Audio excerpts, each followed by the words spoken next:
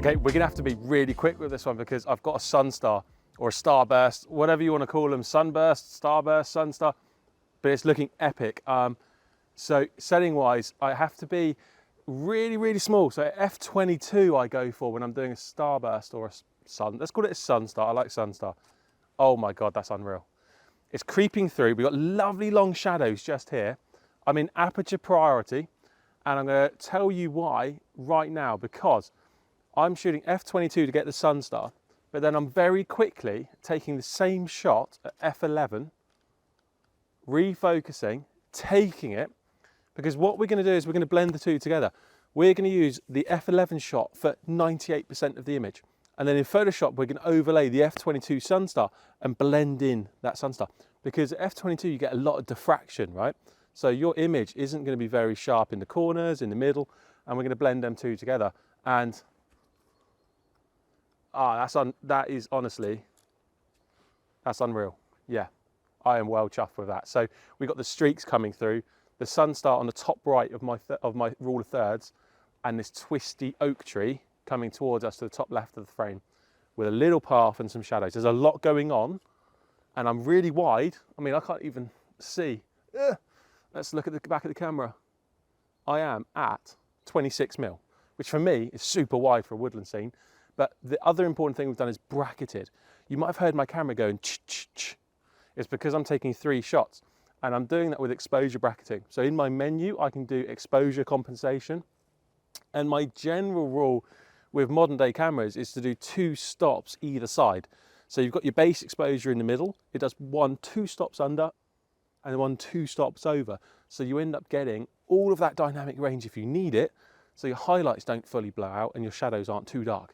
And what we'll do is we'll blend them together. So it's quite a complex edit. We're going to actually HDR those in Lightroom. So we're going to have 6 photos technically, our f22 shot and f11 shot.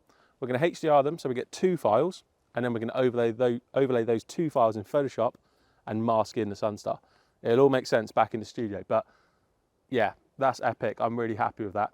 Just remember with your sunstars, you're going to have to do a lot of this moving around because you need to hide it behind something. You need a little gap in the sky for the sun to come through, and then you need to hide it behind like a branch or something up there so that you end up allowing it to star.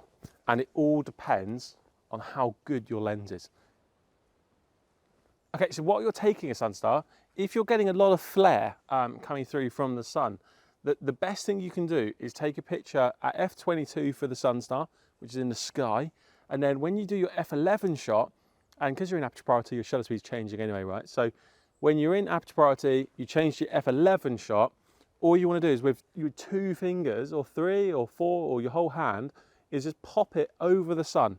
So you're literally going to take a picture of your hand in the frame, right? And what you're doing is blocking the sun from coming through, and it's going to get rid of all that glare that's overhanging on the trees.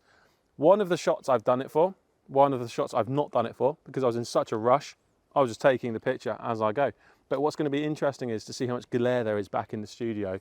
And it's really good practice if you can for your f11 shot, which is your whole image other than the sky.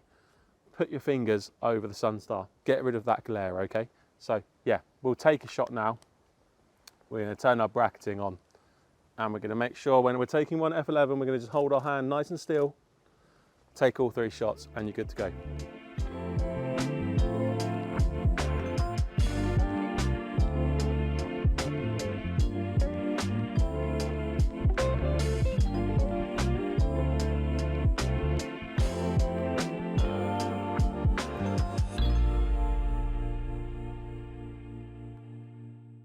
So we had a great time filming with Jack there, and I can tell you now that he is one of the best landscape and forest photographers out there. And what you have watched there is one of 72 videos, over 7 hours of pro content on forest photography. And that just shows you how hard that genre of photography is to master. And within them 72 videos, Jack shares all of his knowledge, all of his skills, all the secrets that he's learned over the years to ensure that you're going to get stunning forest photography.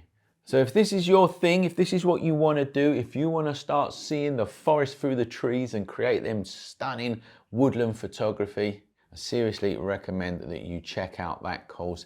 And on the launch of the course, we are giving you 20% off. So if this is of interest to you and you want 20% off, all you need to do is click the link in the description of this video. It will take you to a page. It will tell you the cost of the course. It will give you another free preview of the course, tell you a little bit about Jack, and answer any more questions that you have. So if you want to learn forest photography, click the link in the description of this video. Or if you have any questions, just contact us. And remember, if you want to learn photography properly, come over and see us at theschoolofphotography.com.